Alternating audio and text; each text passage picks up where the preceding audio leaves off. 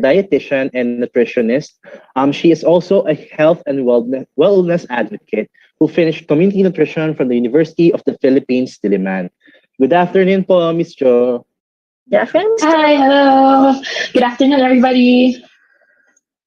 So, ayan. Nino, so we have a very competitive set of speakers for today. So, alam naman natin na sobra-sobra talaga ang ating matutunan. Kasama natin sila for these Todo Pitalks on healthy diet and nutrition. So, ngayon naman before we proceed, alamin kung ano pa talaga itong Todo Pito campaign at healthy diet and exercise priority area ng Department of Health. Correct ka dyan, Majors. No? So, syempre, para mas makilala pa natin itong ating Todo Pito campaign, we also have here Mr. Rami Biernas from the Health Promotion Bureau of the Department of Health para ipakilala ang ating Todo Pito campaign at priority area number 1. Coach Ram, your time. It's your time to shine. Hello, magandang hapon, Healthy Pilipinas, and welcome po at salamat sa ating Todo Pitalk on healthy eating today.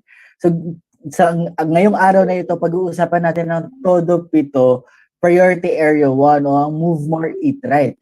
Pero bago ang lahat, isa-isahin natin ang 7 priority areas ng Todo Pito campaign o ang 7 healthy habits na go. So, syempre, ang Todo Pito ay ang kampanya ng Health Promotion Bureau ng Department of Health para mapaganda ang kalusugan ng buong bansa, no? So sa paraan ng pagpangangampanya ng Todo Pito, nais namin na ang bawat individual, komunidad, institusyon at paaralan, no, ay magkaroon ng responsibilidad patungo sa paggawa ng malulusog na kaisipan at mga lifestyle, no, na healthy. So ang Todo Pito ay isang laro sa expression na todo na to, go, di ba? Sobrang sikat yun, di ba? So, at ang in-emphasize na to ay kahit sino ay kayang mabuhay ng masagana at masaya at malusog kapag sinundan natin ang 7 priority area o ang 7 healthy habits natin. So, ano nga ba ang ating 7 priority areas, di ba? So, ang ating topic sa dalawang araw ay ang pag-move more, eat right, di ba? O ang ating priority areas sa diet and exercise. Habang ang pangalawang priority area naman natin ay ang environmental health o ang be clean, live sustainably. Yan. At ang pangatlo nating priority area ay ang get vaccinated para naman sa ating vaccination at immunization. Habang ang pang-apat ay ang don't smoke, lessen alcohol, say no to drugs para sa ating substance use priority area. Sunod ay ang ating care for yourself, care for others, o para naman ang priority area natin sa mental health. Meron din tayong practice safe sex para sa sexual and reproductive priority area. Diba? Next, we have our do no harm, put safety first o ang ating violence and injury prevention priority area. So ang 7 priority areas na to ay nagtutulong-tulong, no, upang magawa natin na madaling piliin ang mga healthy behaviors kahit saan, para kanino at kahit kailan, no. Kaya naman ang gusto natin dito sa Health Promotion Bureau ay maging healthy tayo sa ating mga komunidad, pati na din sa ating mga paaralan, no. So gusto natin na mabago natin ang ating mga lifestyle at maging healthy sa ating workplace, schools, and communities. At syempre, ang lahat ng ito ay pinagtutuunan natin ng atensyon, di ba? Para magkaroon tayo ng isang healthy Pilipinas. So, maraming salamat sa ating mga panelista today. Natutulungan tayo matuto pa, no, sa pag-move more, eat right para sa isang healthy Pilipinas. Back to you, Ian and Jerry. Thank you. Ayan. So, we hope na ngayon mas alam nyo na kung ano ba itong ating framework ng Department of Health at kung ano-ano yung 7 priority area natin para sa isang #Healthy Pilipinas. Yes, me. At ngayon naman, no, mag-proceed na po tayo sa ating mga presentations. So para sa unang presentation, let's have Sir Kenneth Samahan to discuss the importance of healthy diets in protecting against NCDs and NCD prevalence arising from unhealthy diet. Sir Ken, the floor is yours na po. Thank you, Mom Jeremy, and thank you, Sir Ian. So you have the power to choose your own path, and you can decide which lifestyle you wanted to adapt and what kind of life you choose to live.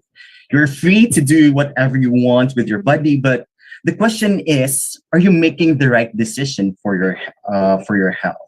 And on the next slide, this morning, or this afternoon rather, allow me to share the importance of healthy diets for protecting against non-communicable diseases. But before that, I will be sharing the prevalence arising from unhealthy diets.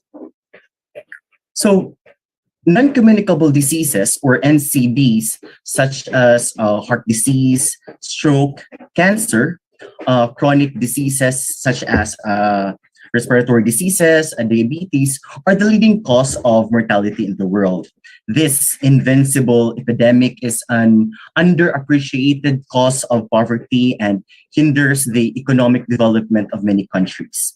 The burden is growing. The number of people, families, and communities are afflicted is increasing. Well, not only in the world, but here in the Philippines as well.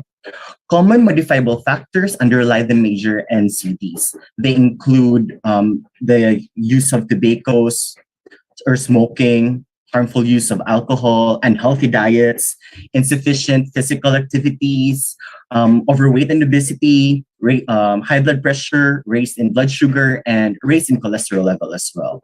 The NCD threat can be overcome using existing knowledge and sharing of different best practices across local government units. The solutions are highly cost-effective, and comprehensive and integrated action at country level led by governments is the means to achieve successes. So on the next slide, I will be sharing the data with regards to NCDs. So non-communicable diseases, or NCDs, kills 41 million people each year globally. So that's equivalent to 71% of all deaths.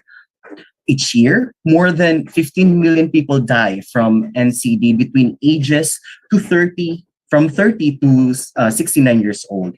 And 85% of this, are premature deaths, occur in low and middle income countries, which includes the Philippines.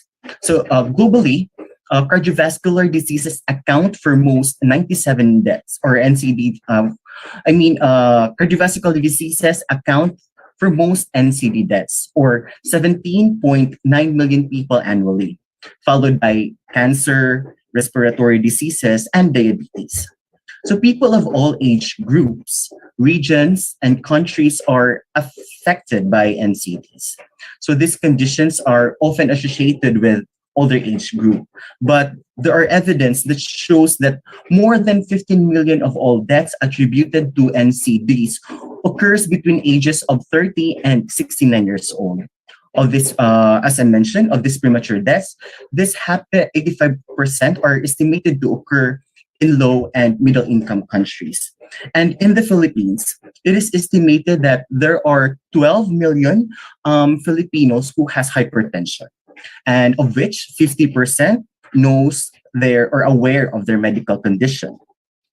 Of those who are aware, only 23% are on treatment, and of those who are on treatment, only 13% have controlled blood pressure.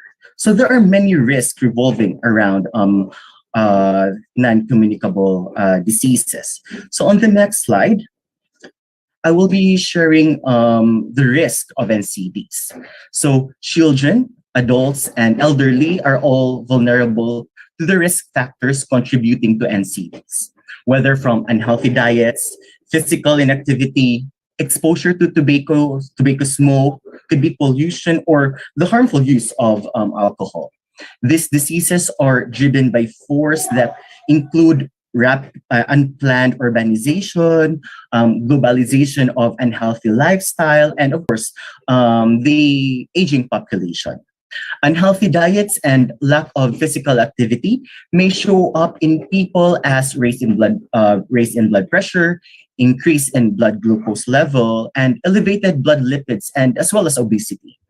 So these are called metabolic risk factors that can lead to cardiovascular disease, the leading NCD in terms of premature deaths.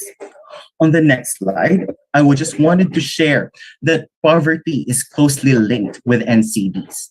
The rapid rise in NCDs is predicted to impede poverty reduction initiatives in low and middle income countries such as the Philippines, particularly by increasing household costs associated with healthcare. Vulnerable and vulnerable and socially disadvantaged people get sicker and die sooner than people of high social positions, especially because they are at a greater risk of being exposed to harmful products such as tobacco or unhealthy dietary practices and have limited access to health services or healthcare. In resource settings, healthcare costs for NCDs quickly drain household resources. The exorbitant cost of NCDs, including treatment, which is often lengthy and expensive, combined with loss of income, particularly now that we are in this pandemic, we are all affected not only physically, mentally, but as well as economically, force millions of people into poverty annually and stifle our development, not only economically, but as well as it affected other health programs as well. And on the next slide, I just wanted to share the important way to control NCDs. We need to focus on reducing the risk factors associated with these diseases. Low-cost solutions exist for governments and other stakeholders to reduce the common modifiable risk factors. So these solutions can be shared or learned by other countries, by other regions, or it could be within your municipality or cities, or you can adapt the best practices from other barangays. Monitoring progress and trends of NCDs and their risk is important for guiding policy and priorities as well. To lessen the impact of NCDs on individuals and society, a comprehensive approach is needed, requiring all sectors, including health, finance, transport, education from primary school up to maybe college level, the participation of the agriculture sector, planning and other relevant government agencies, and as well as non-government agencies that has to work together in a collaborative manner so that we could reduce the risk associated with NCDs, and also to promote intervention to prevent and control them. Investing in better management of NCDs is also critical. Management of NCDs, including detecting, screening, and treating these diseases, and providing access to care for people in need. So it is important that these services are available in the primary healthcare level. High-impact essential NCD interventions can be delivered through a primary healthcare approach to strengthen early detection and timely treatment. Evidence shows such interventions are excellent economic investments because if provided early to patient, they can reduce the need for more expensive treatment. Countries with inadequate health insurance coverage are unlikely to provide universal access to essential NCD interventions. And NCD management interventions are essential for achieving the global target of 25% reduction in the risk of premature mortality or death from NCDs by 2025. And the SDG, or the Sustainable Development Goal target of a 1/3 reduction in premature deaths from non-communicable diseases by 2030. And on my last slide, health is not only the responsibility of the government, but it is also our individual responsibility as well. And you all also have a role when it comes to your health. And in order to stay healthy, we must follow medical advice from highly trained professionals, especially when bodily functions are affected or our activities of daily living is affected. Stay physically active even at home. You can ride a bicycle or walk to work or walk to supermarket or school, or you can use the stairs instead of elevators or escalators, or take a walk around your neighborhood or your plazas, or even doing simple household chores can also be a form of exercise.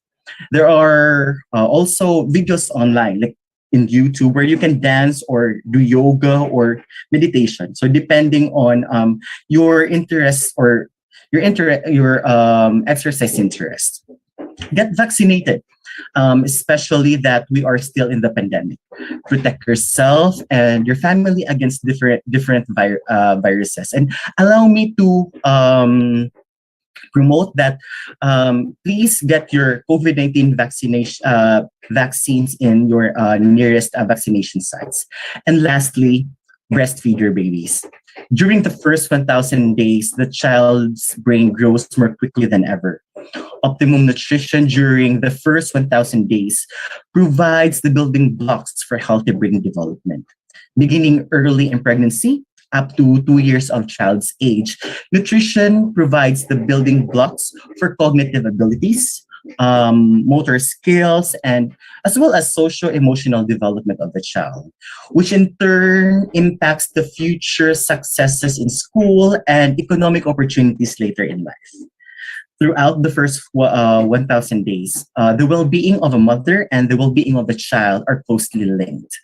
It is why it is essential that women have the proper nutrition, care, and support they need for themselves and for the child in her womb. In recent years, science has shed new light on how nutrition in the first 1,000 days impacts our bodies and immune system. However, it influences our predisposition. How it influences our disposition to diseases later in life. There is even evidence suggesting that health effects of poor nutrition and adverse experiences in early life can pass down from one generation to the next. So there are also modifiable behaviors such as tobacco use, physical activity, and unhealthy diet and harmful use of alcohol also increases the risk of non-communicable diseases and should be avoided. And data shows that tobacco accounts for 7.2 million deaths every year, including from the effects of even the exposure to secondhand smoke. And it is projected to increase markedly over the years if smoking will continue. 4.1 million annual deaths have been attributed to excess salt intake. And it has been a practice. I mean, culturally, as Filipinos, we have high consumption when it comes to salt. More than half of the 3.3 million annual deaths attributed to alcohol use are from NCDs, which also includes cancer. And 1.6 million deaths annually can be attributed to insufficient physical activity. So, ang laki po ng bagay na magagawa if right now we will start on improving our diets, making it healthy, because now more than ever, let's take charge of our health.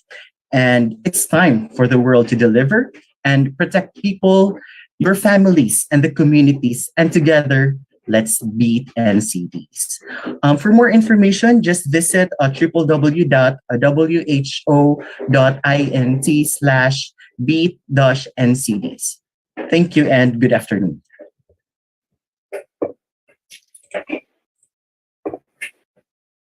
Ayan, so maraming salamat po Sir Ken, no, for that very thorough discussion on NCDs. So sa mga viewers natin dito, so sana marami tayong natutunan dun sa discussion ni Sir Ken. Syempre no, kaya tayo sa Department of Health patuloy natin ina-advocate ang pag-move more at eat right para mas protektado ang mga Pilipino mula sa mga NCDs na to. So yung mga NCDs natin tulad ng diabetes, cancer, hypertension, heart disease, so sobrang prevalent nung mga NCDs na na-mention din, no? And gaya nga ng sabi sa discussion ni Sir Ken, itong mga NCDs, they also hinder or na titigilan yung ating economic growth. And it continues to be a cause of death among many people around the world. Ayan. So, correct ka nga dyan ni Ian, no? At ngayon naman, na-excite ako na para sa ating susunod na topic. For our next topic, we will have Chef Ian Lebron to share with us how to eat healthy at home and preparing yung mga healthy dishes na affordable at madaling gawin. So, please watch this recorded presentation by Chef Ian Lebron.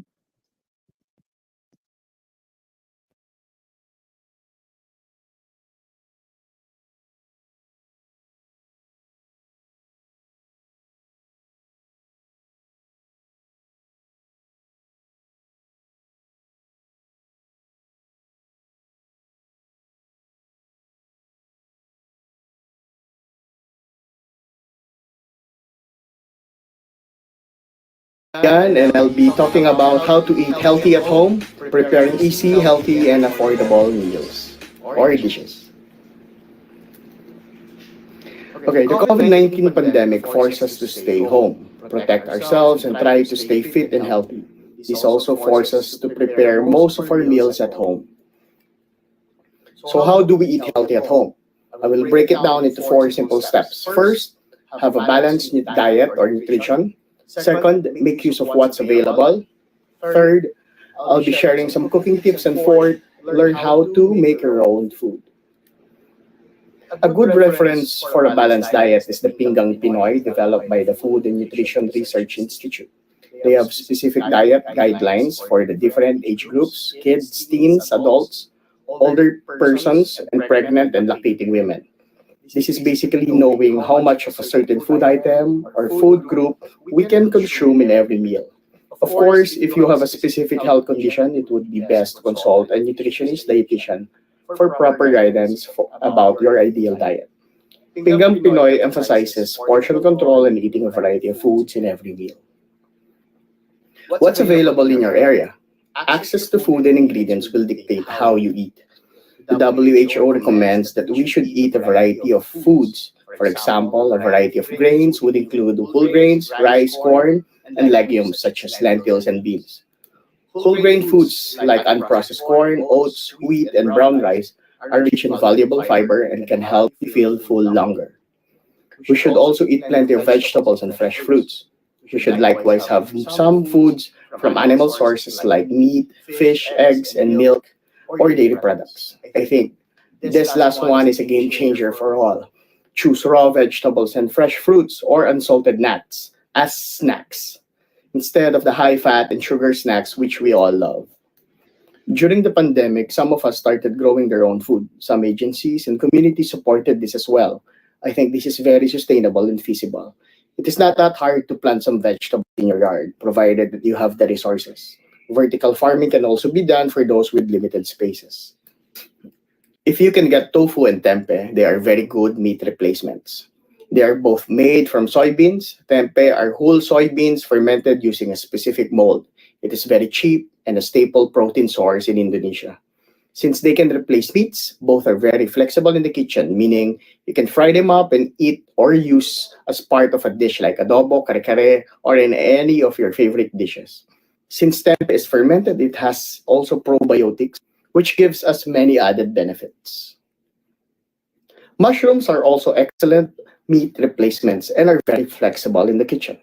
They also give that umami punch in your dishes. So instead of adding MSG to obtain that savory taste in your dishes, you can add some sauteed or fried mushrooms. Mushroom farming and production has gone up during the pandemic for both income and food supply generation. Mushrooms are rich in protein and antioxidants, and they are very good sources of fiber. What makes them excellent is that they are very low in calorie, meaning you can have more of them. Of course, it also depends on how they are prepared.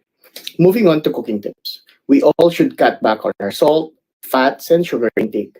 More importantly, we should avoid industrially produced trans fatty acids or the partially hydrogenated oils or PHOs, like margarine, shortening, and foods cooked or made with them. Examples are the cookies, biscuits, cake mixes, most of the fried fast food items, and some spreads. Why do we want to avoid them? Because it has been clinically proven that PHOs increase the risk of having cardiovascular diseases. You can still enjoy these food items, but just make sure to check their food labels and ingredients list to see if they are PHO free. Also, always remember to have them in moderation. In my household, among all of the ingredients that we control is sugar. Sugar is most important because I have a type 1 diabetic 10-year-old daughter. So we have to be conscious of how much sugar we use in all of our dishes. And having that mindset actually help us to eat healthier and better to some extent. Since we all are stuck at home, I think it's hard for us to monitor our sugar intake because of all the food items available to us, which are mostly high in sugar. So we really have to teach ourselves on eating healthy. An example is what you'll have when you're thirsty, a glass of soda or just plain water. Another equally important recommendation by WHO is to stay hydrated at home, meaning we should avoid harmful alcohol consumption while we are all stuck at home watching the world continue on. Drink water. It is widely available, sugar-free, and very cheap. To lessen the use of salt, you can flavor your dishes with fresh herbs and spices. They're widely available. They can keep long, and it is fun to experiment with them. And in the process, you will discover your favorite herbs and spices. Use moderate amounts of healthier oils like olive oil, soy, sunflower, corn, and coconut oil. These are all available to us. Remember to discard burnt oils properly when you use them for frying and use the appropriate oils for their intended uses, like oils with high smoking points for frying, meaning they do not burn fast and they can withstand high frying temperatures. These are your soy, sunflower, corn, and coconut oils. Flavoring oils are the virgin oils or cold pressed oils from sesame, olive, and coconut. They have very low smoking points, so they burn and smoke once heat is applied to them. That is why they are called flavoring oils. They are used in salad dressings and for adding flavor to your cooked foods. More importantly, use oils in moderation. That is why steaming and boiling is recommended in most of our food preparations. What we do is use fried items as garnishes to give that sought after crunch or texture in our dishes. Meaning, we have fried food still, but in smaller portions or quantity. For example, you can steam fish and garnish with fried garlic chips to give that extra crunch and flavor. We can always use fresh carrots and herbs like spring onion and wansui, again for added flavor, texture, and nutrients. We need to wash our vegetables and fruits before we use them. And we can leave the skin on most of the vegetables and fruits that we eat, like potatoes, kamote, kalabasa, and carrots. Some of these nutrients are found in their skins. We want to maximize what we can get from the food that we eat. Another important tip is to quickly cook our food to avoid too much nutrient loss. Stir frying is a good way to quickly cook our food. This uses high heat for a very short time. Since we are all forced to prepare our food at home, we have to know how to properly handle and keep food safely. Avoid food contamination. This usually happens when using a single chopping board. Raw food gets in contact with ready-to-eat food items. To avoid this, you can assign appropriate chopping boards for specific food items or wash them after every use. In keeping and storing food, it is recommended to keep your food items out of the time temperature danger zone, which is between 4 to 60 degrees Celsius. To simply remember it, do not leave food items at room temperature for longer than 2 hours. Keep them in a chiller or keep them hot before serving them. In storing food items, always follow the first in, first out practice. Use the items which will go bad or reach their best before or expiry dates sooner. One thing that the pandemic gave us is time to make our own food. We can start making our own food like buro, achara, and kimchi. These food items are great as side dishes and give you added nutrients. There are a lot of YouTube tutorial videos on how to make them. Just choose according to your preference. In our case, our favorites are burung mustasa, acharang, sigarilyas, and kimchi. You can also make your own bread. This way, you know exactly what goes into your bread and it tastes better. You can check out the recipe link for the no-knead bread below.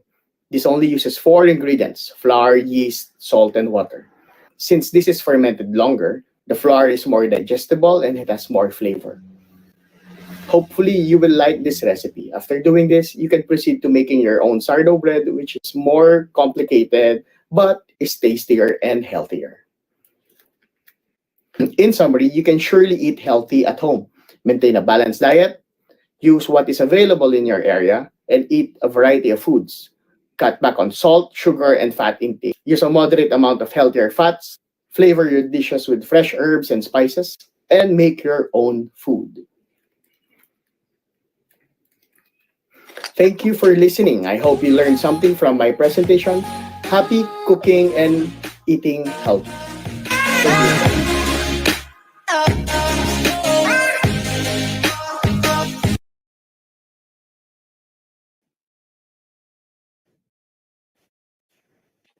Ayan. Hello again lahat sa inyo. So sobrang informative and enlightening yung naging discussion ni Chef Ian Ebron. No? So, and we really saw na there are some good and cheap alternatives na pwede natin i-apply sa bahay. Ako din personally, no, hindi ko minsan kaya din ako tinatamad na kumain ng healthy kasi feeling ko pricey siya or mahirap gawin or ang time consuming niyang gawin. So pero Chef Ian here has given us some really useful recipes and ingredients na mismo na pwede and swak natin pwedeng gawin sa bahay. Ayan. Same here, ni Ian, no? Ako din mismo, ang dami kong mga nakuhang new information, no? From Chef. Sa akin naman, bet kong gawin mismo yung mga steamed food siguro. And itry yung kimchi kasi, di ba, uso siya ngayon sa mga Korean na mga napapanood natin para mas healthy ang ating diet. Ayan, correct ka dyan, Majors, no? So ngayon naman, para mas alamin pa natin kung paano nga ba pwedeng magkaroon ng isang healthy eating mindsets and paano ba dapat natin ina-approach ang isang healthy diet, we will now have Miss Jo Sebastian. Miss Jo, over to you now. Hi, hello, good afternoon sa lahat. Good afternoon Sana po. okay kayo. Sana masaya. Kaya natin to. Okay, guys. We're gonna be discussing approaching nourishment or essentially mindset natin sa nutrition. Paano ba natin ito mapapalitan? Paano ba natin makikita yung pagkain bilang kaibigan at makakapagtulong sa atin sa journey natin sa health and wellness and all of these things, diba? So let's go. Let's first start by talking about what does it mean to nourish the body? Ano ba yung ibig sabihin kapag sinabi natin nourishing your body? So meron tayong 4 na papag-usapan. Ito yung hunger. Can we go to the next slide? There. This is hunger or gutom ba ako? Kumakain ba ako kapag gutom ako? Yun yung isang kailangan natin tanungin sarili natin pagdating sa pagkumakain. Yung isa, masaya ba ako sa kinakain ko? Am I satisfied with what I'm eating? Is it satisfying my needs and my cravings? The other one is, does it honor my health principles? How does this help my health, right? And another question is, does it make me feel good? Physically and emotionally and mentally, right? Kailangan natin tingnan yung 4 na to. Kasi yung pagkain, hindi lang siya yung, okay, kainin mo, okay na yan. There's a lot of attachments. Marami tayong dinidikit sa pagkain. Where if we go to actually our definition of nutrition, which is the science and art of nourishing the body properly. So it's a science because in nutrition, we learn about the chemicals, the compounds, ano ba nangyayari kapag kumain ka ng mansanas sa bibig mo, sa tiyan mo, saan siya pumupunta. But it's an art because something we have to remember is that food is part of our culture. It's part of our traditions. It's part of our life. We can't completely remove the fact that nutrition is something that we enjoy and food is something that we make memories and connections out of. How many holidays do you remember? The food, the spread, the memories you made with your family. Yung sinigang na niluluto para sa'yo ng nanay mo, di ba? Ang daming attached memories and emotions doon. And that's okay. Kasi ganoon naman talaga yung pagkain. Hindi lang naman siya fuel para sa katawan natin physically. It's also fuel for your mind, for your mental health, and of course, for your soul. Right? So let's take a look at this. These days, we have something known as wellness culture, or what you'll find on Instagram, Facebook, TikTok, social media, that tells us what health is. And these are things like you have to earn your food. Kung wari, ay, kumain ka ng marami kahapon, exercise mo na lang yan. Diba? Or ay, may handaan tayo bukas, kailangan dagdagan pa natin yung exercise natin today.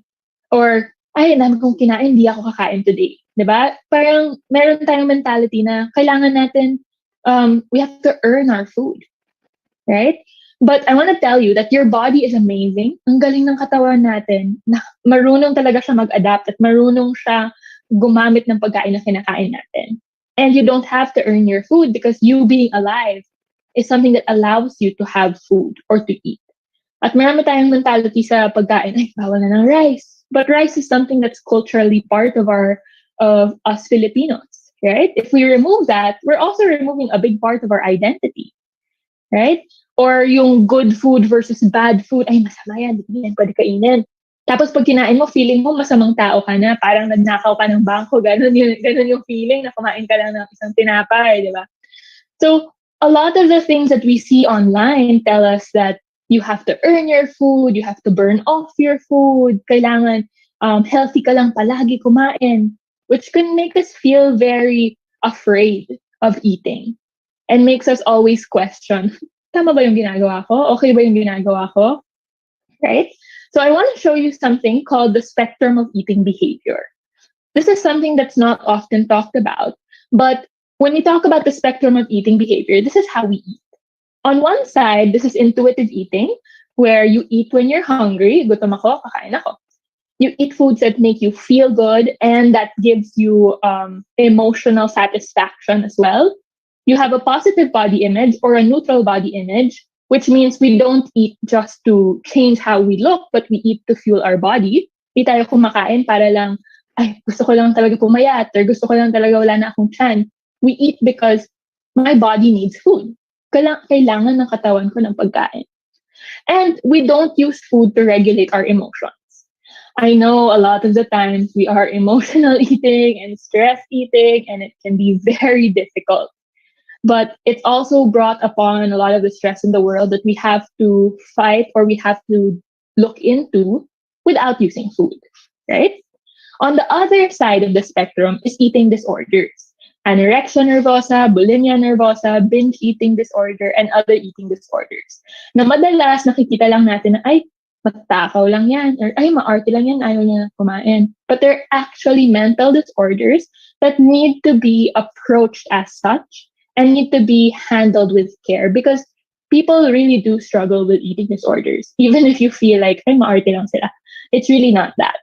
Okay? There is this pressure and this mental stress that is a tendency to have. And a lot of us fall in the middle of the scale or the spectrum, which is disordered eating habits, which if gone unchecked, can become eating disorders. So ano ba yung mga disordered eating habits?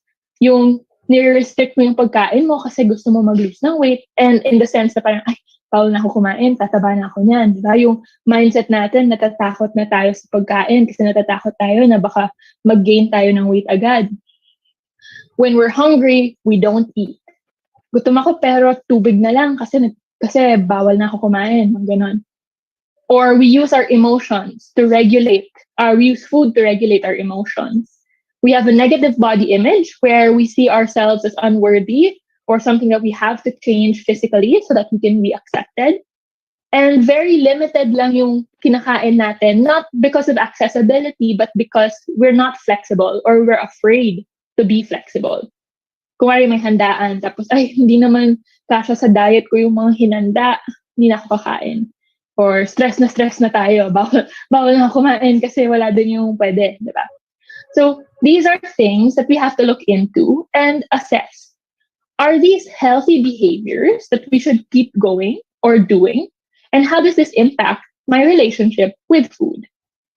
So how can we create more positive thoughts or more positive mindset towards food? Let's jump into the basics of nutrition.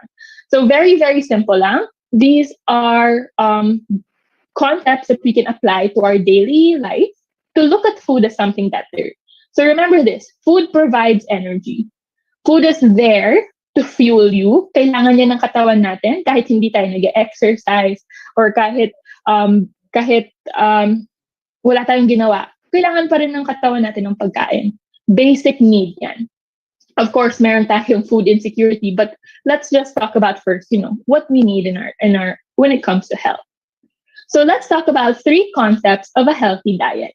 And I'm sure you've probably heard of this already, but let's try to dig into it at another perspective when it comes to nutrition.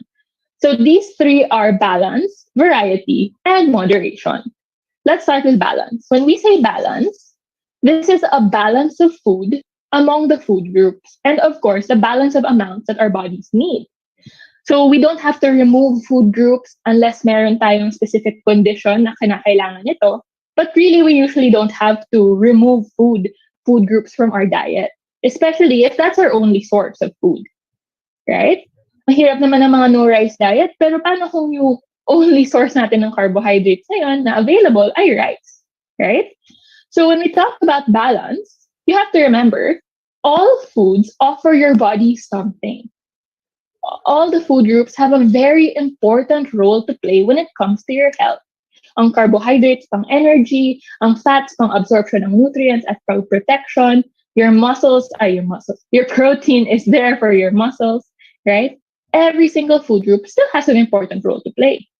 Of course, the specifics of the type of food depende na yan for each individual. So now let's go to the next one, which is variety. So just like it was mentioned by our past speakers, variety is a variety of food within the food group. Or kung kakayanin natin, pili tayo ng iba't ibang mga pagkain. Why? Kasi ang bawat pagkain, may ibang nabibigay yan para mga tao.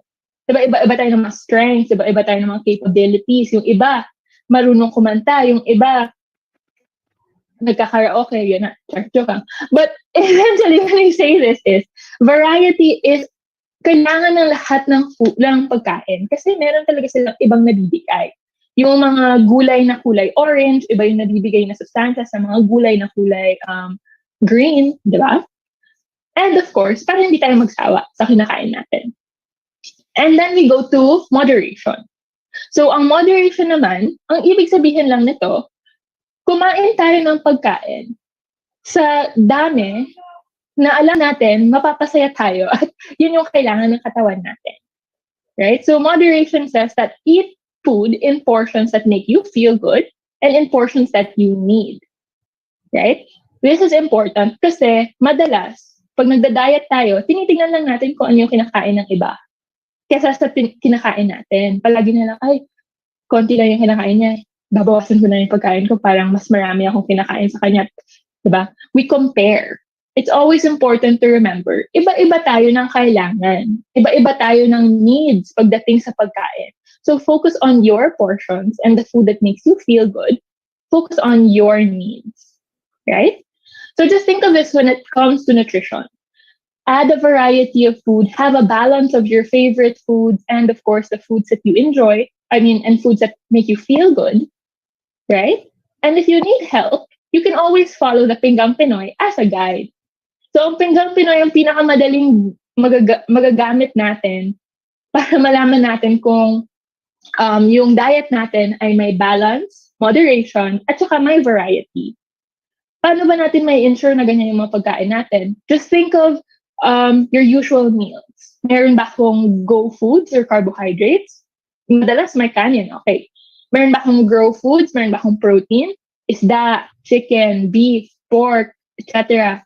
Meron ba akong prutas at gulay? Kapag meron tayo niyan, that is the first step we can take to ensuring we have proper nutrition. And then we can go further moving forward. Pag sanay na tayo sa balanced plate na ganyan. So start first with creating balance and start by making small habits, because something that I want you to know is that health is a sustainable state. In an ideal world, health is your sustainable state. Can you go to the next slide? Yes. So what do we mean by sustainable state? It is something that we're able to be consistent with. Yung nagagawa natin sa araw-araw. Kung hindi natin kakayanin na hindi tayo kakain ng rice ever again, then that's probably not the best diet for us. Right? Because when we talk about health, it's about sustainability of the habits and the things that you do for yourself. Right? Kaya ko ba mag-workout ng 3 hours every single day? Kung hindi, okay lang. Every 30 minutes. Diba? Kung ano yung kakasya, kung ano yung kakayanin. Kasi yun yung mas importante pagdating sa health, ay magbe-build tayo ng healthy habits. At ang mga habits na to, nagsisimula sa isang araw, isang minuto, ganon. So, focus on one thing at a time. Okay? Because we're pressured, nape-pressure tayo maging perfect, ma-achieve lahat ng mga kailangan sa mundo. Mas madalas kapag gusto natin ma-achieve lahat, wala tayong na-achieve. So just focus on one. Okay? Focus on one thing this week. Ano yung gusto niyo gawin? Magdagdag ng tubig, magdagdag ng oras pang tulog, mag-exercise, or magdagdag ng gulay. Isa muna. Tapos next week, iba naman. Hanggang kaya na natin for the rest of our lives. Okay? Because if you focus too much on perfection, baka hindi natin ma-achieve. So just focus on consistency. Okay? So, it takes an average of 66 days for a new behavior to become automatic. So, give yourself time. Okay? Give yourself time for you to be able to reach that. So, can we go to a few next slides here? Next. Another one? There we go. Okay, here's a few mindset shifts that we can do when it comes to our health and our body. Instead of focusing on how do I look, okay na ba yung okay na ba yung arms ko, gwapo na ba ako sa suot ko, let's think, how do I feel? Do I feel strong? Do I feel powerful? Do I feel confident? Instead of asking only how many calories are in this, ask, am I satisfied? Masaya ba ako sa kinakain ko? Energized ba ako? Do I feel good when I eat this? Instead of thinking, nag-exercise ako para pwede ako kumain mamaya. What about we think, I exercise para lumakas ako, para masaya ako. And if you feel like hindi ko kasi kaya, hindi ko kaya, I can't trust myself around food. Kapag pinayagan ko sarili ko kumain, hindi na ako titigil. Or can we focus on, papakinggan ko yung katawan ko. Kasi marunong naman niya, alam naman niya kung paano sabihin sa akin kung okay na siya. Right? So focus on these things and remember that health takes time, or building healthy habits takes time. So focus on one thing and make it stick, because health is about achieving consistency and making it sustainable over the long haul. So always remember, you always deserve to eat. And yes, thank you.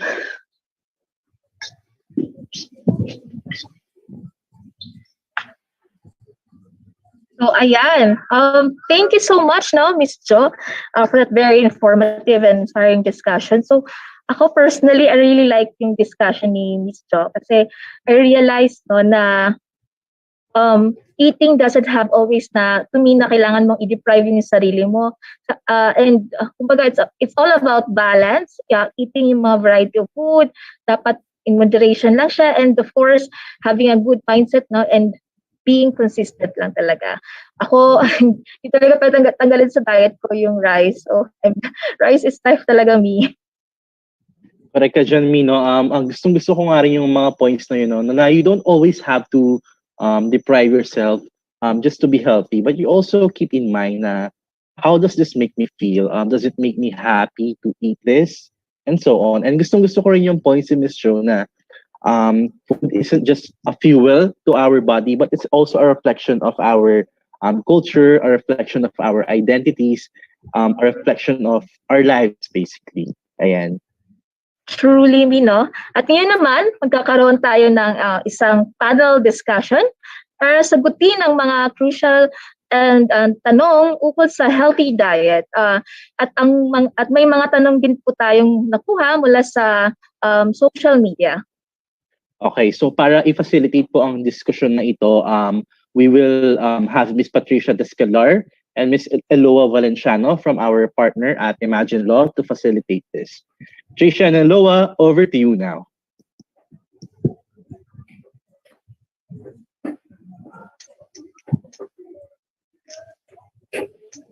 Hello everyone, good afternoon. Yan na ba ako? Magandang hapon. Hello everyone, magandang hapon. So my name is Trisha, Communications Officer for Imagine Law, public interest law organization working with the Department of Health on healthy diet initiatives. Kasama ko po ngayon ang aking partner na Communications Officer rin na si Eloa. Hello Eloa. Hi Trisha. Hi Hello, everyone. nakakatuwa. Magandang hapon. Nakakatuwa nga yung mga ganitong talakayan ngayon natin, no? Tapos, kailangan talaga nating pag-usapan to ngayong panahon ng pandemya. So, thank you again so much everyone for joining us here today and for sending us your questions. Ayan, isa-isahin na natin at namnamin na po natin yung mga tanong ninyo. Ayun, sige, simulan na ata natin sa Okay. usapang healthy Okay. diet, no? Salamat Trisha. Ang dami kong natutunan at ang diet at nutrition talaga ay napaka-complex at marami rin itong intersection sa iba't ibang paksa. May mga ilang katanungan lang tayo na natanggap at nais sana naming hingin ang tulong ng ating mga eksperto sa nutrisyon upang bigyang linaw ang mga ito. For the first question, perhaps Ms. Jo can answer these questions since she has specifically discussed the 3 principles of healthy diet, ang balance, variety, at moderation. The question po, Ms. Jo, is how do we ensure this to how do we ensure to apply this in our diet? Do you have any tips po for people who have busy schedules? Oh, okay. Thank you. So balance and moderation and variety, pwede natin makita sa Pinggang Pinoy, di ba? So kung titingnan lang natin yung Pinggang Pinoy, titingnan natin, okay, yung plato ko ba medyo kamukha nito? Yun yung simplest way para ma-ensure natin we're practicing that healthy diet. But the simplest way also we can do this is focus on, let's say, looking at your dish and then seeing, meron na ba akong carbs, meron na ba akong protein, meron na ba akong vegetables? And then if wala, mag-add tayo. Kung wari, adobong manok, meron na akong kanin, meron na akong adobo, ano yung pwedeng gulay na idadagdag ko para may balance, di ba? And then what you can do is plan it out for your day or your week. Ano ba yung available ko this week? Ano ba yung oras na pwede akong magluto? Paano ko ba yun ma-distribute? Diba? So, yun lang yung ginagawa ko. Di rin kasi ako mahilig magluto kasi wala akong skill. Pero, yun yung pinafocus ko. Balance ba yung meals ko? At paano ko pwedeng i-balance pa?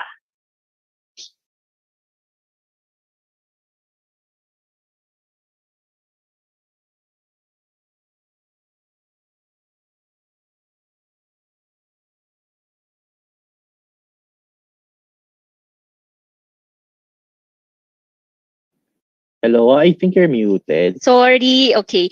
Kaugnay ng tanong ko po kanina at yung sagot ni Ms. Jo, may specific servings po ba kayo na maire-recommend sa publiko para sa mga sa prutas at gulay na pwedeng kainin everyday? Okay, so nagva-vary rin talaga siya per person, no? Pero yung usual recommendations na parang general recommendations is 4 to 5 servings of veggies, and then you also have about 4 to 5 servings of fruit. Pero nagva-vary ngayon ulit from person to person, depending on your condition, depending on your goals, pero you can start with 4 to 5 servings. Okay. Salamat po. How about po sa for specific vitamins and minerals, meron po bang specific vitamins that we should take every day? Like supplementation? Yeah, or vitamins and minerals po in general. Yeah. Okay. So, kapag nakaka-practice naman kasi tayo ng healthy diet or balanced diet, kumakain naman tayo ng prutas at gulay, hindi naman necessary or kailangan ng supplements. Hindi naman siya masyadong kailangan, especially if healthy individual tayo. Kasi nagdadagdag lang tayo na hindi naman siya necessary. Minsan, mahal pa. Diba? So, focus muna tayo sa mga prutas at gulay. Kapag nararamdaman natin na hindi natin naaabot yung mga kailangan natin, baka pwede tayo mag-supplement. Pero pinaka-importante, consult muna tayo sa professional kung ano yung kailangan natin specifically na supplements or medications for our condition or our situation. Kasi madalas, we just take whatever is available or whatever is said online, pero hindi naman siya recommended for everyone agad-agad. Salamat. Trish, if you have follow-up questions pa for Miss Jo. I think related rin on that note, I guess on a more holistic perspective. So there's this impression, di ba, that eating healthy means yun nga, denying yourself. We touched on this a little earlier, but I wanted also to ask or follow up with Joe, where did this mindset come from? Or saan ba nagsimula yung mga ganitong isipan? At paano ba natin malalabanan yung mindset na to? O yung mindset na bawal yung restriction, ganun. Yeah. Okay. So, madalas kasi lumalabas yan from history over time. If alam natin yung history of nutrition, mga 1900s nag-start maraming mga low-carb diets, low-fat diets. Kasi marami rin, tumataas rin yung mga NCDs. Diba? Like was mentioned by our speaker a while ago, there's a lot of diseases that come up. So there's, of course, a lot of diets that come up trying to prevent these. So it started to come up na, ay, pagka madami kang kumain ito na yung kailangan mong gawin. Ay, madalas na may misconstrue ng public or merong isang tao na i-hype niya masyado yung specific nutrient. So natatakot na tayo bigla. Diba? Kung wari sa carbohydrates, natakot na tayo na nakakapag-gain yun ng weight. Pero it's actually more about the amount we consume rather than carbohydrates in general. Diba? So, it's always important that instead of just following something that you see, tanungin muna natin, okay kaya to? Sino pa ba yung second nating pwede tanungin kung okay to? Kaya sa pag nakita mo na agad, okay, gagawin ko na. Diba? So, it's important to double check your sources, double check the information that you're reading with your professionals or with literature if you're able to find, diba? And also ask yourself, kaya ko ba ito gawin? Kaya ko ba na mabuhay na hindi ako kumakain ng mga paborito kong pagkain? Is that living or is that not living, diba? So I think those are some things we can do. Check your source and then ask yourself if you feel like that's something you can do. Thank you. Ayun, sobrang nakakatuwa nga, like, that we're having this conversation and we're able to have this opportunity then to have yung mga usapang ganito. Really, para ma-share to sa lahat ng mga tao. I guess on related note na rin, baka pwede kong iba to kay Chef Ian. Related to that, what do you have to say or sa mga taong may impression na eating healthy means eating hindi masarap yung mga pinakain mo? Ano po yung masasabi ninyo sa mga taong nagsasabi nun at ano yung mga gusto nyong i-debunk about, eating healthy means eating hindi masarap? Yun. Hello ulit. Siguro dun sa perception na dinideprive nga nila yung sarili nila, no?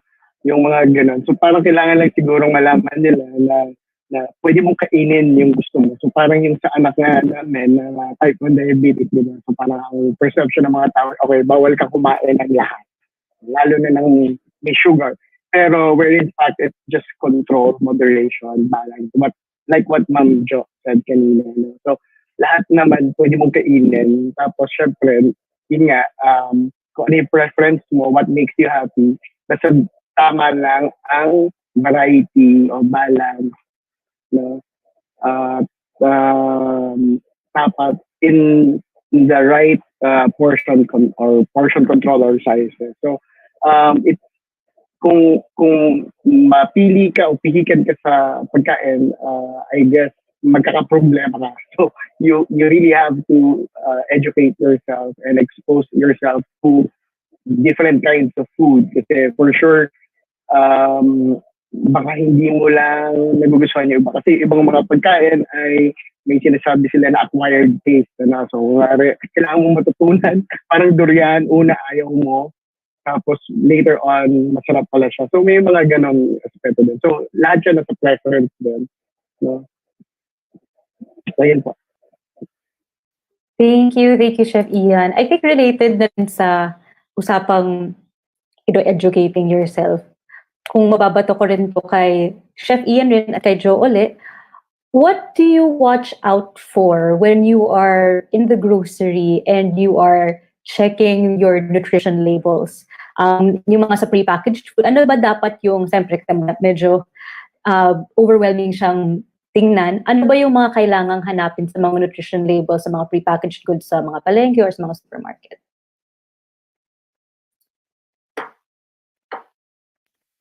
I can start. Okay. Okay, I go. So, for me, ang pinaka-tinitignan ko is saturated fats, trans fats, and sodium. So, yun yung tatlo. Cholesterol depende.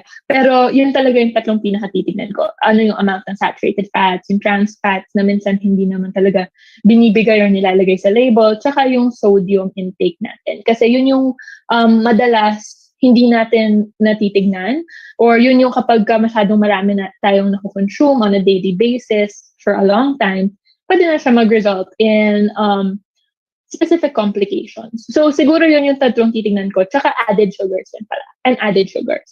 What's a quick tip you can do? Look at the percent na nakasulat. Kapag 5 or below or closer to 5%, medyo mababa na siya. Kapag closer to 20%, medyo mataas siya. So, rule of thumb lang yon. Of course, meron pa rin mga pagkain na hindi siya nakafit doon, pero masarap. So, go everything in moderation lang rin. Okay, for me, ang una kong titingnan actually is expiry date, best before date, expiry date, tsaka sugar, no, number of carbohydrates specifically kasi that's what we count. No, so because we have to follow my daughter's diet, so everybody in the household is following her diet para mas madali. Kasi lalo na kung busy kami, busy lahat, so isang preparation lang, nagmamatter na lang sa portion control. So kunwari ako, kailangan ko mas maraming kainin, so mas maraming portion ko. So ganon. Tinitingnan ko rin yung sodium, no, kasi parang ako, feeling ko, nagre-react ako yung katawan ko sa pag masyado na akong maraming nakakaing sodium, salt, no? So, ayun, ano pa ba? Calories, dati, calories, kasi nag-try ako mag-diet, nagbibilang calories na hindi naman pala dapat. So expiry date, sugar, at saka yung, ngayon, dahil sa Imagine Law and sa trans fatty acids, so we avoid PHOs, no? So nakikita mo naman, no?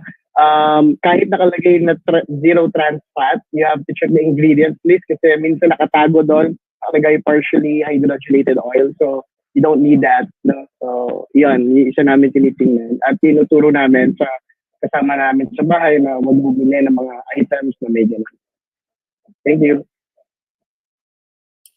Thank you. Thank you po sa mga super helpful na tips. Oo nga naman po, kung nasa grocery ka at nagbabasa ka, mga kailangan, ito yung mga talagang kailangan tingnan and yung mga quick tips nga po.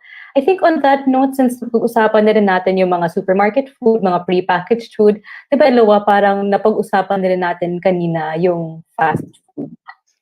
Yeah, ako personally, hindi kasi ako masyadong namamalengke, and I think marami rin ang nakaka-relate kasi marami yung busy ang schedule. So para po sa mga hindi masyadong ganado mamalengke at magluto, hindi talaga naiiwasan yung pag-order ng fast food. Ang tanong ay, may mga good fast food ba? Or talaga bang lahat ng fast food ay masama sa katawan? Perhaps Ms. Jo and Chef Ian can address this question. Ako, sige, I'll go ahead. Actually, sa tingin ko, hindi naman lahat ng pagkain or, well, parang mali yung perception na may bad food. Kasi food gives you nutrients, gives you energy, no? So, babalik tayo dun sa balance, variety, moderation, portion control. So, ang problema kasi sa fast food is ang taas ng sugar, ang taas ng fat. So, yun yung problema. Tapos, ina-upsell nila na dapat bumili ka ng combo meal kasi makakatipid ka. No? So, i-weigh mo eh. So, kailangan mo ba yung extra sugar? Kailangan mo ba yung extra fat? No? Para makatipid? Or, bibili ka ng ganitong portion, tapos hatiin mo. So, tapos yun nga, wag laging prito, wag laging fatty food, no?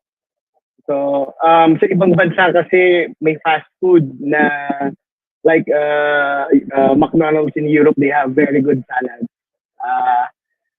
Uh, dito sa Pilipinas, sadly wala. Ano? So, may isang fast food chain naman na eat all you can of salad.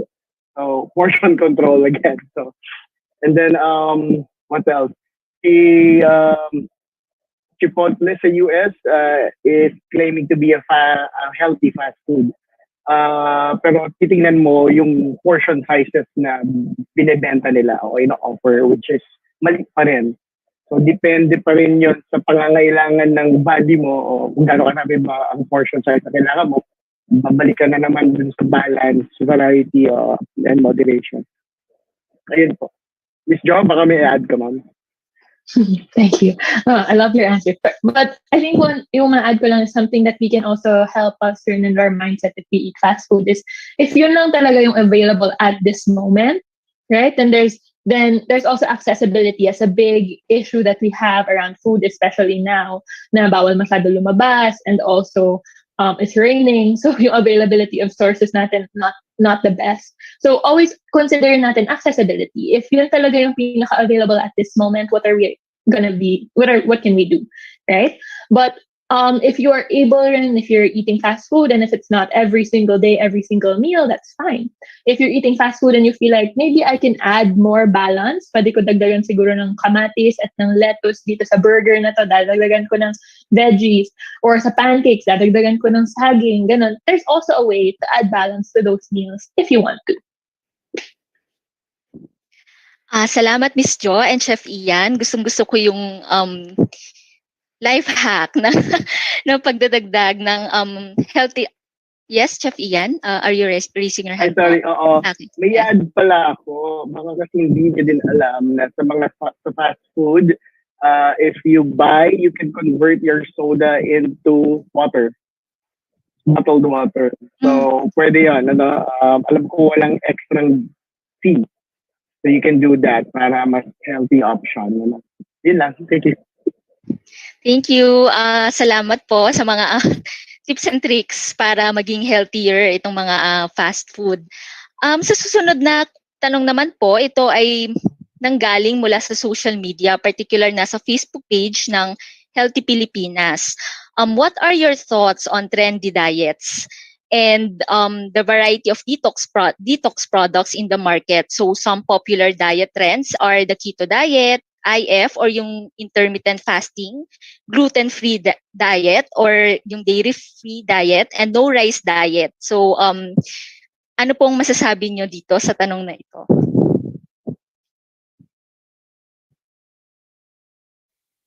I think we could start with Sir Kenneth. Yeah, I wanna hear what your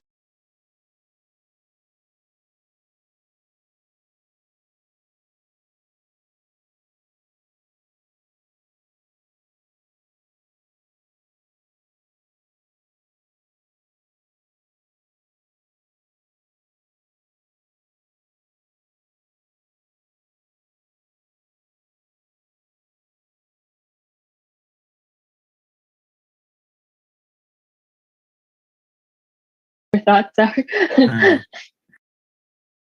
For them, but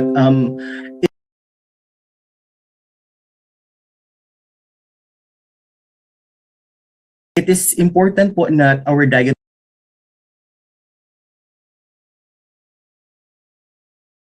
will tailor fit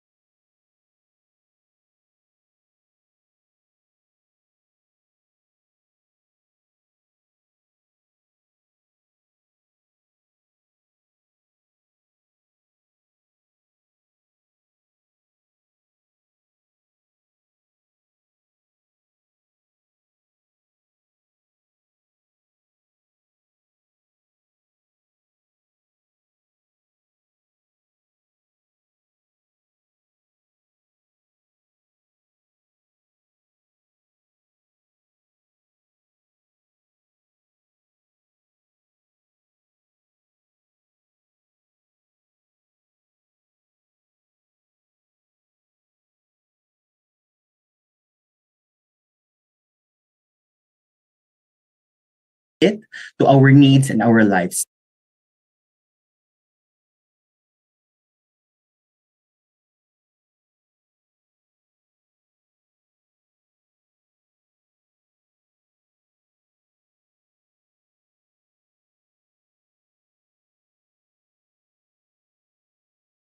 Style. And of course, it is also important that to have a balanced meal pa rin.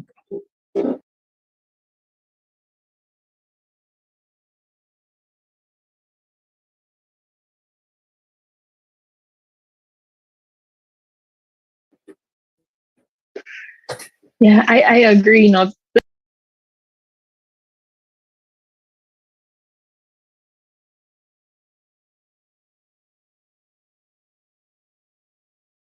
like I think he got it. Pero it's always kasi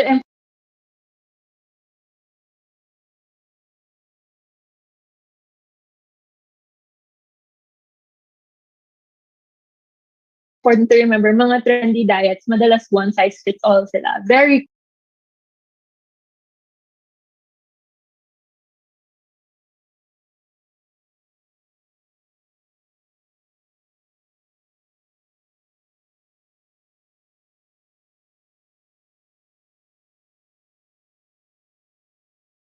cookie cutter na, no matter what your condition,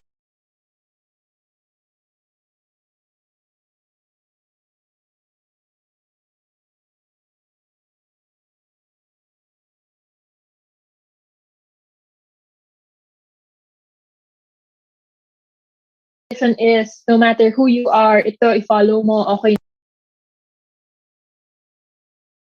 na yan, sulit healthy na yan. Yun lang yung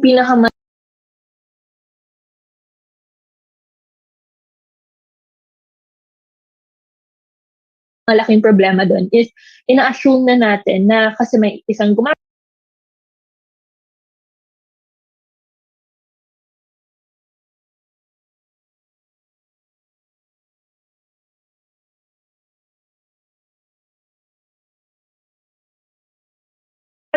dapat yun na rin yung ginagawa natin. No? So, always remember, nutrition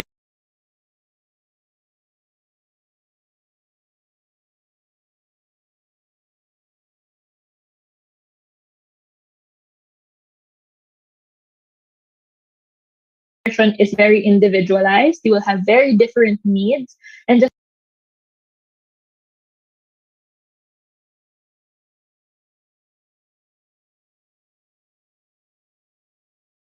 because something worked for someone else doesn't mean kailangan mo rin siyang gawin.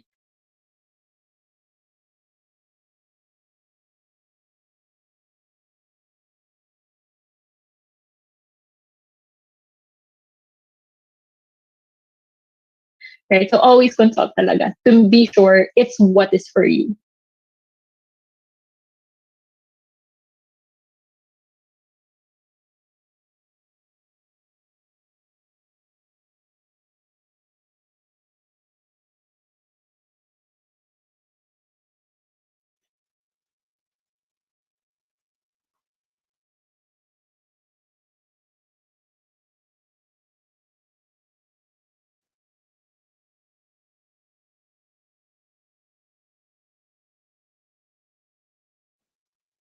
Miss Jo and Sir Ken, Trish, do you have any more questions pa?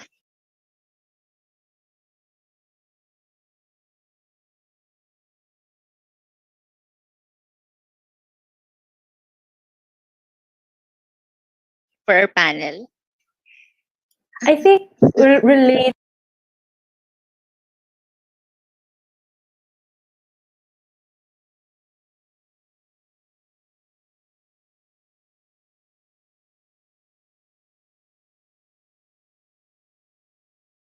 slide, hindi naman siya diet related, but this is a specific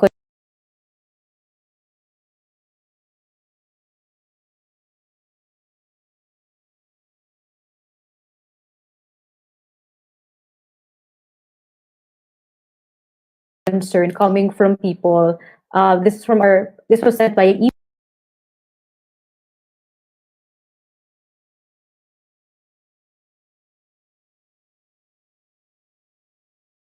meal, but this is a specific concern, not really diet related, but for those who have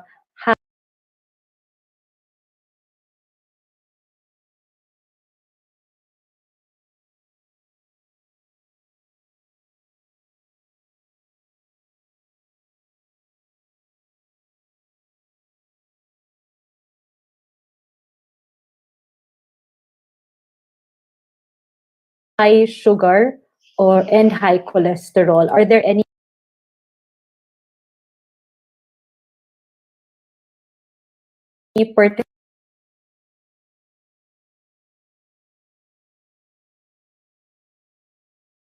particular food items that should be eaten or should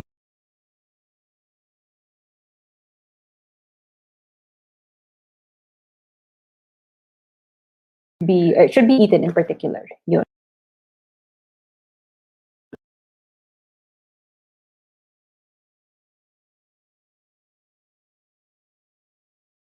So anyone in the panel would like to answer that?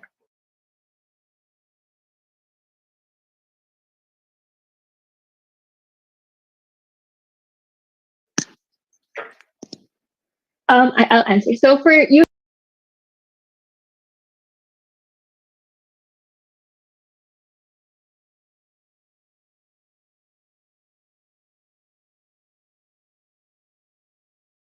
usually for high cholesterol and diabetes, the things that we look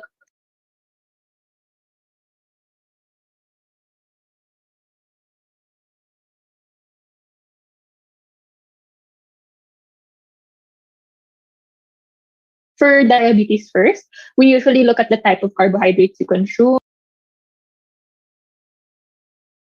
and of course, making sure you are spacing it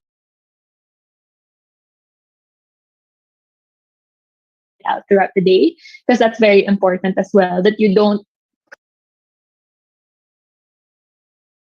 crowd your meals too close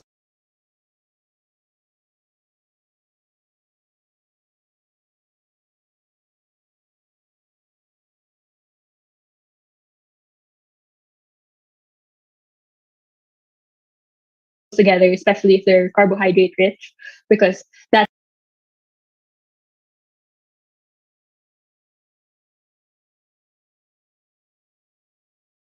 the insulin response. So small frequent feeding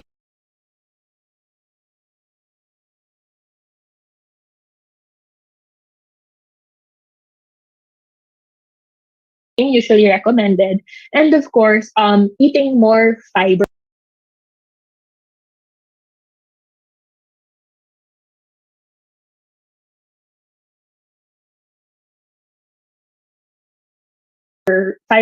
fiber rich foods to help you control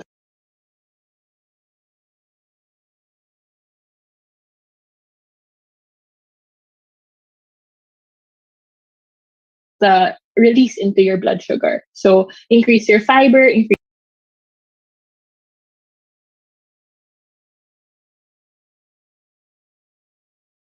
your water, space out your meals,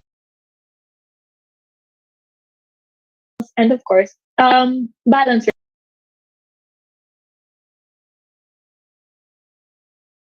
for all of the other nutrients. For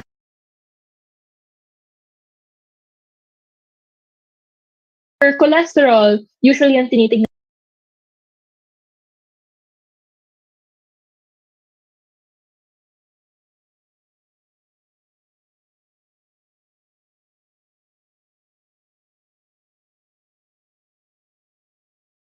is the trans fats, the saturated fats you consume,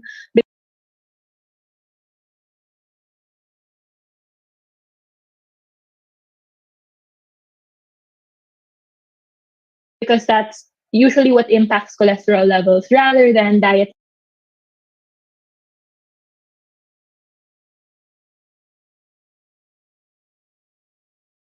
cholesterol.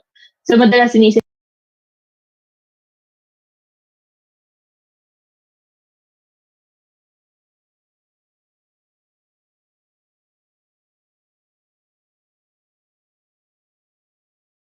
iniisip natin, ay, ang daming cholesterol niyan. But the one that really impacts our cholesterol is usually more saturated in trans fats rather than cholesterol itself.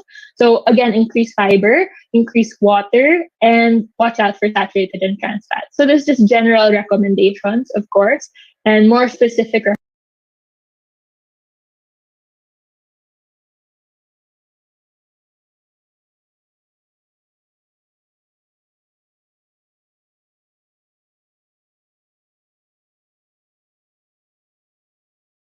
recommendations can be given when you consult.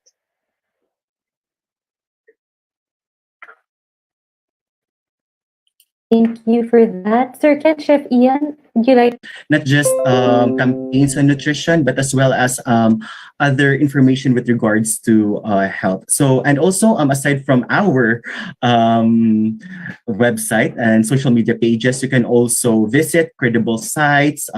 Andyan yung sites ng DOH, Healthy Pilipinas Facebook page, and there's also like and as well as NNC. So these are credible, and these are credible sites where you can get information.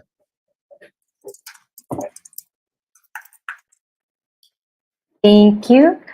Chef Ian, kayo po. Since I'm connected with the Institute of Human Nutrition and Food in UP Los Baños, so you can visit our HNF online nutrition clinic. I posted the link, the Facebook page link in the chat box. No? So they give out free nutrition consults, no, by appointment only. So you can contact them for free consultations. I think that's it. I'm still my Twitter is I am Ebron, and you can find me in Facebook Ian Ebron. Thank you so much. Thank you for that. Yeah, marami may mga humabol rin na questions po tayo dito. I guess for this one, may mga dami tayong humabol na questions dito. But I think on that note, since pag-usapan na rin natin yung current landscape, baka pwede natin dalhin yung discussion ngayon dito sa usapang policy, no? Usapang nutrition policy. I think Eloa, we can open that discussion nga rin.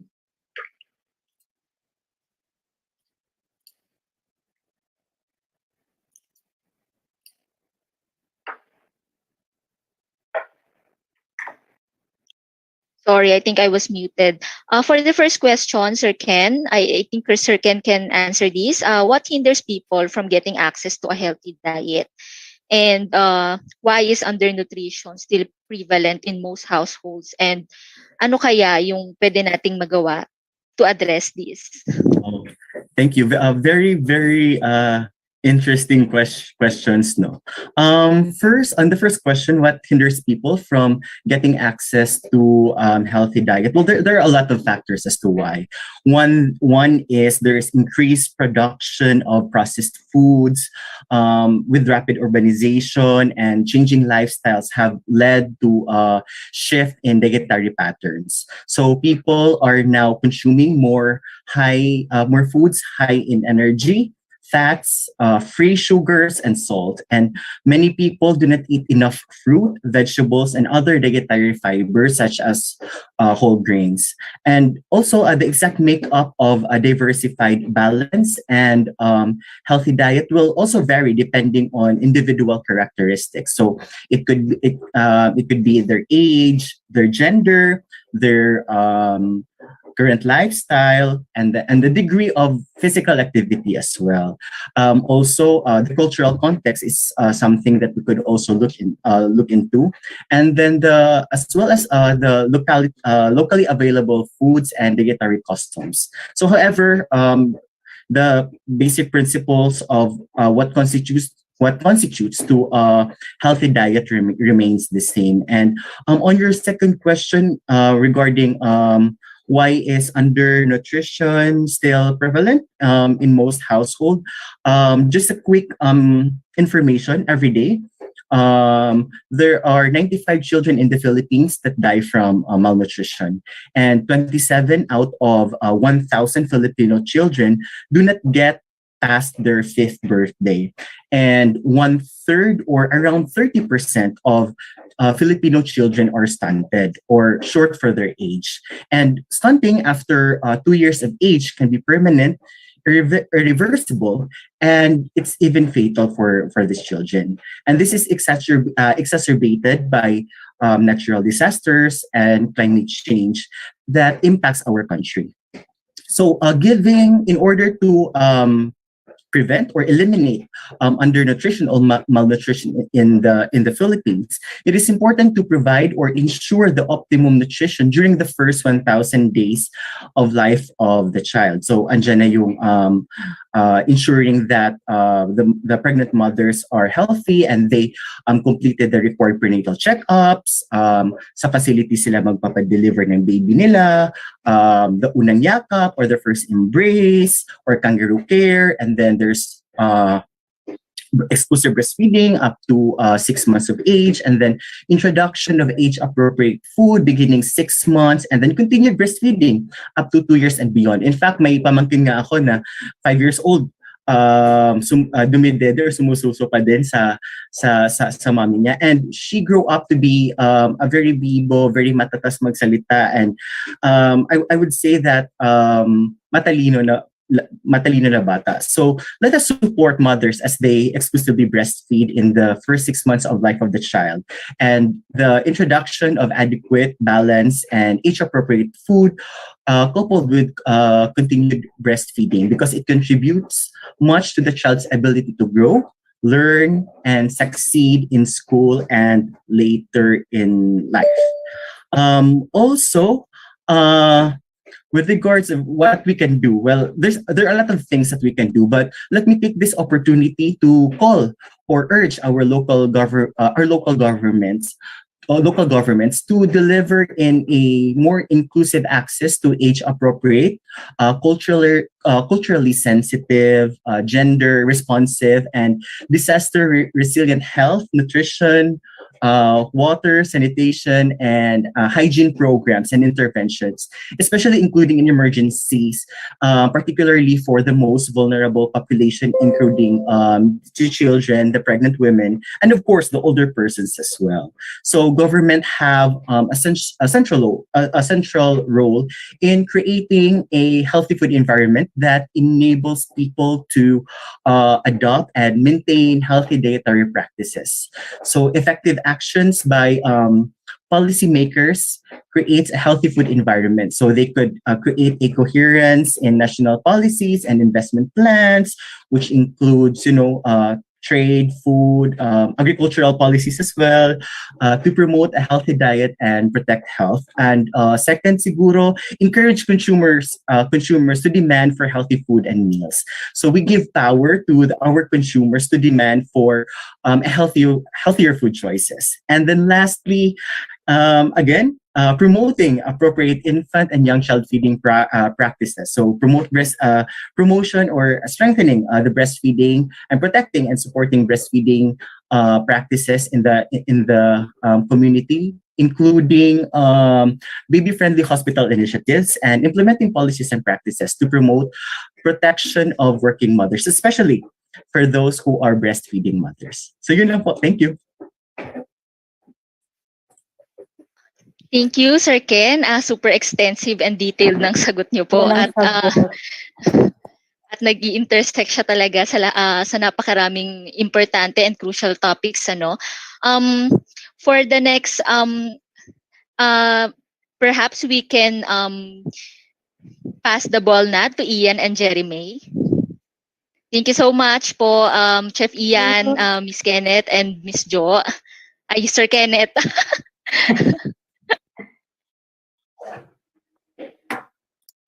Ayan, so hi again everyone. I think Miss Jo had to leave early lang for another event. Ayan, so before we officially wrap up so we would just like to remind everyone na lahat ng presentations natin will be uploaded in the Zoom bit.ly that we provided in the Zoom chat. So that's bit.ly/T7 Nutrition Presentations. And also we'll be issuing certificates for everyone. So please expect that certificate to arrive around August as we'll just secure a few signatures. So ayun, sobrang jam-packed nung naging discussion natin ngayong hapon. No? Ako personally, ang dami kong napulot na tips na pwede kong may-apply sa aking healthy eating habits, like yung remembering nga yung ating pinggang Pinoy, and even the 3 principles of balance, variety, and moderation. And syempre, natutunan din natin ngayong hapon yung importance ng pagkakaroon ng isang healthy mindset para holistic yung pagiging healthy natin. Di ba, Majors? Yes, me, Ian. Pak na pak ka dyan. And we hope yung mga ating viewers at mga kachika natin dito ay nag-enjoy po sa ating napaka-productive na discussion for this afternoon. And sana tuloy-tuloy po yung pagsuporta para sa mga susunod po naming Todo Pitalks dito sa Department of Health. Kaya po sa lahat ng ating Zoom participants and Facebook and YouTube viewers na nandito ngayon, maraming salamat po sa pagsubaybay sa ating Todo Pitalks.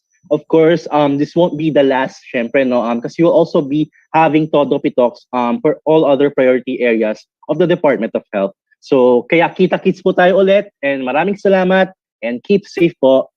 Goodbye! Thank you, everyone!